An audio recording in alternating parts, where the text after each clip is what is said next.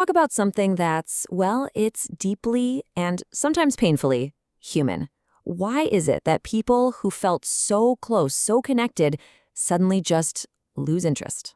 Have you ever felt that? It's a feeling a lot of us know all too well, right? One day you're clicking, the conversation just flows, the bond feels solid, and then the next, nothing. Just this weird silence. It's a distance you can't quite measure, but you can definitely feel it in your gut.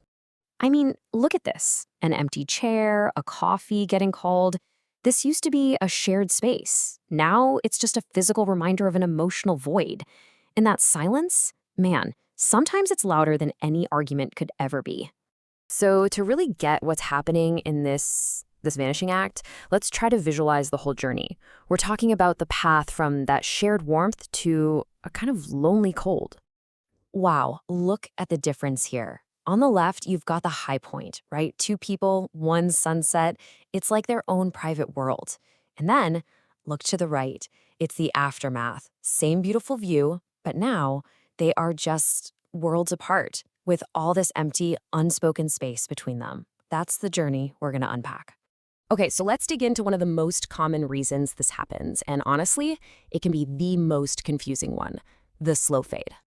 Yeah, this really shows how subtle it can be. It's not always some big dramatic blow up. There's no huge fight, no betrayal.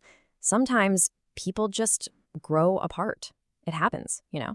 It's just a part of life. Our priorities shift, what we value changes, and pretty soon our paths just aren't aligned anymore.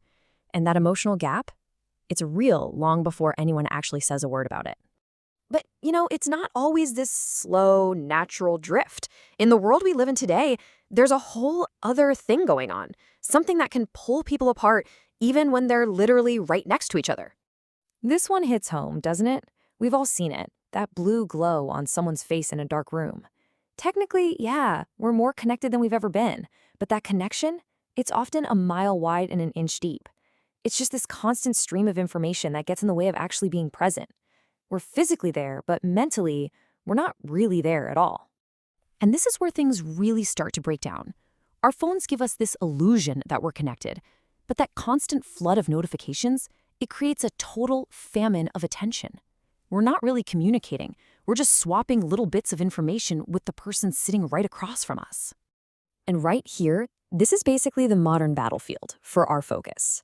Every single ping, every buzz, it's like a tiny paper cut on your attention. And over time, all those little cuts, they can bleed a real connection totally dry. It leaves the other person feeling invisible. So yeah, that's one way it can end, the slow drain. But sometimes it's not slow at all. Sometimes it's sudden, it's decisive, it's a clean break. And that is a huge difference. This isn't a slow fade, it's a hard decision. It's not the signal getting weak, it's someone hanging up the phone. And usually it's because of something big, a deep clash in what you believe, or a boundary that just got pushed one too many times.